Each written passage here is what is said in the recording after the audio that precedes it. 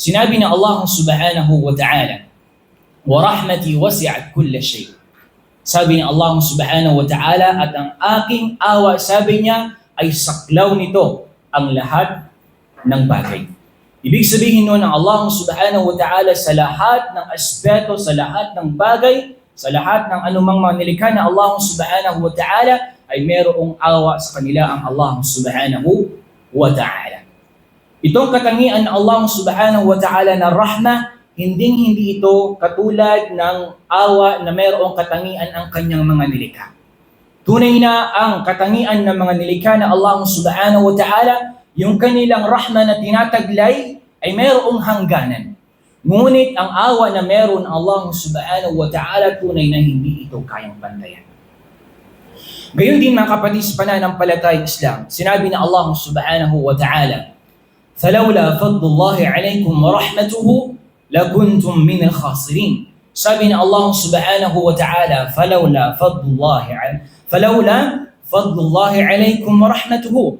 Kung hindi lamang, sabi na Allah subhanahu wa ta'ala, fadl ng Allah sa inyo at awa ng Allah subhanahu wa ta'ala sa inyo, lakuntum min al-khasirin. Tunay na kayo, sabi na Allah subhanahu wa ta'ala, ay napabilang sa mga taong nalugi o kaya naman sila ay mga taong mga talunan. Dahil sa awa ng Allah subhanahu wa ta'ala, maaring iba sa atin ay naligaw ng landas. Kung hindi dahil sa awa ng Allah subhanahu wa ta'ala, maaring hindi tayo kabilang sa halin ng mga sumasamba sa Allah. Kung hindi dahil sa awa ng Allah subhanahu wa ta'ala, hindi natin nakamtan yung guidance ng Allah subhanahu wa ta'ala. Maaring ngayon, kung hindi dahil sa awa ng Allah, patuloy pa rin tayong sumasamba sa mga huwad na mga sinasamba, mga ribulto, at iba pang mga sinasamba ng mga tao. At kung hindi dahil sa awa ng Allah subhanahu wa ta'ala, patuloy tayo sa mga ginagawa nating mga khurafat at mga bid'a, mga innovation na mga gawain. Walhamdulillah bifadlillahi wa rahmatihi. At dahil sa awa, alhamdulillah na Allah, tayo ngayon ay sinusunod natin ang tunay na landas na tinahak ng Propeta Muhammad sallallahu alaihi wasallam at tinahak ng kanyang mga sahaba ridwanullahi alaihi. Alhamdulillah Rabbil Alamin wal aqibatu lil muttaqin wa la udwana illa 'ala adh-dhalimin. Wassalatu wassalamu ala asyrafil anbiya'i wal mursalin nabiyyina wa habibina Muhammadin wa ala alihi wa sahbihi ajma'in, amma ba'd. Fassalamu alaykum wa rahmatullahi jami'an wa rahmatuhu wa barakatuh. Ang lahat ng papuri, pasasalamat at pagdakila ay tanging para sa Allah subhanahu wa ta'ala lamang.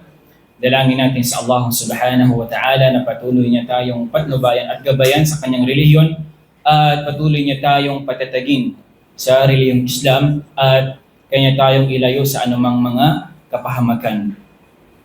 Insyaallah ta'ala. Mga kapatid sa pananampalatayang Islam, ang rahmah o ang pagkakaroon ng awa o ang katangiang awa ay kabilang sa mga katangian ng Allah subhanahu wa ta'ala. At napakaraming mga talata mula sa Quran na binanggit ng Allah subhanahu wa ta'ala bilang pagsasalarawan sa kanyang katangian na meron siyang tinataglay. Kama yaliqu bi jalalihi, at yun ay naayon sa kanyang pagka-Panginoon. Sinabi ng Allah subhanahu wa ta'ala, "Wa rahmati wasi'at kulla shay." Sabi ng Allah subhanahu wa ta'ala, at ang aking awa, sabi niya, ay saklaw nito ang lahat ng bagay. Ibig sabihin nun ng Allah subhanahu wa ta'ala sa lahat ng aspeto, sa lahat ng bagay, sa lahat ng anumang mga nilikha na Allah subhanahu wa ta'ala, ay mayroong awa sa kanila ang Allah subhanahu wa ta'ala. Itong katangian ng Allah subhanahu wa ta'ala na rahma, hindi ito katulad ng awa na mayroong katangian ang kanyang mga nilikha. Tunay na ang katangian ng mga nilikha na Allah subhanahu wa ta'ala, yung kanilang rahma na tinataglay ay mayroong hangganan. Ngunit ang awa na meron Allah subhanahu wa ta'ala, tunay na hindi ito kayang bantayan. Gayon din mga kapatid sa pananampalatayang Islam, sinabi na Allah subhanahu wa ta'ala, "Falawla fadlullahi alaykum wa rahmatuhu lakuntum min al-khasirin." Sabi na Allah subhanahu wa ta'ala, falawla fadlullahi alaykum wa rahmatuhu. kung hindi lamang, sabi ng Allah subhanahu wa ta'ala, fadl ng Allah sa inyo, at awa ng Allah subhanahu wa ta'ala sa inyo, lakuntum minal khasirin. Tunay na kayo, sabi ng Allah subhanahu wa ta'ala, ay napabilang sa mga taong nalugi o kaya naman sila ay mga taong mga talunan. Dahil sa awa ng Allah subhanahu wa ta'ala, maaring iba sa atin ay naligaw ng landas. Kung hindi dahil sa awa ng Allah subhanahu wa ta'ala, maaring hindi tayo kabilang sa hanin ng mga sumasamba sa Allah. Kung hindi dahil sa awa ng Allah subhanahu wa ta'ala, hindi natin nakamtan yung guidance ng Allah subhanahu wa ta'ala. Maaring ngayon, kung hindi dahil sa awa ng Allah, patuloy pa rin tayong sumasamba sa mga huwad na mga sinasamba, mga ribulto, at iba pang mga sinasamba ng mga tao. At kung hindi dahil sa awa ng Allah subhanahu wa ta'ala, patuloy tayo sa mga ginagawa nating mga khurafat at mga bid'ah, mga innovation na mga gawain. Walhamdulillah bifadlillahi wa rahmatihi. At dahil sa awa, alhamdulillah na Allah, tayo ngayon ay sinusunod natin. Sinusunod natin ang tunay na landas na tinahak ng Propeta Muhammad sallallahu alaihi wasallam at tinahak ng kanyang mga sahaba ridwanullahi alaihi. Alhamdulillah. Mga kapatid, pananampalatayang Islam, ang mahal nating Propeta Muhammad sallallahu alaihi wasallam ay tunay na nagtataglay din ng rahmah, ng awa. Kung mababasa natin ang talambuhay ng Propeta Muhammad sallallahu alaihi wasallam sa Sirat an-Nabawiyya, mapagtatanto natin kung gaano yung rahmah, yung awa na mayroong taglay ang mahal nating Propeta Muhammad sallallahu alaihi wasallam. Ilan sa mababasa natin sa mga kisah, sa mga kwento ng talambuhay ng Propeta Muhammad, ilan sa mga Hudyo at mga Kristiyanong yumakap sa Islam, hindi dahil sa espada na dala-dala ng Propeta Muhammad at mga sahaba, bagkus dahil sa nakita nilang rahma na awa at pagmamahal sa kanila ng Propeta Muhammad sallallahu alaihi wasallam, kaya niyakap nila ang Islam. Mababasa natin kung paano naging maawain ang Propeta Muhammad sallallahu alaihi wasallam sa mga kuffar na hindi sumunod sa kanya at hindi mga naniwala sa kanya. Kung babalikan natin ang talambuhay, ang pagpunta ng Propeta Muhammad sallallahu alaihi wasallam sa Taif, pagkatapos ng siya ay binato ng mga tao doon,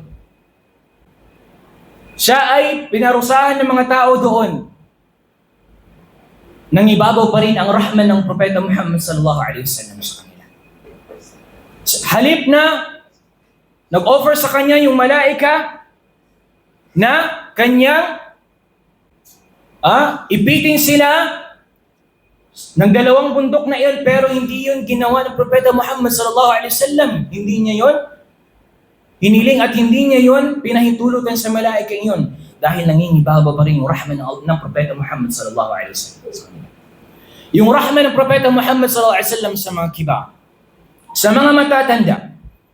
Gayon din, yung rahman ng Propeta Muhammad sallallahu alaihi wasallam sa mga asghar, sa mga bata. Yung rahman ng Propeta Muhammad sallallahu alaihi wasallam sa kanyang mga sahaba. Yung rahman ng Propeta Muhammad sa kanyang mga asawa. Tunay na yung rahman ng Propeta Muhammad sallallahu alaihi wasallam, tunay na hindi natin kaya itong pantayan.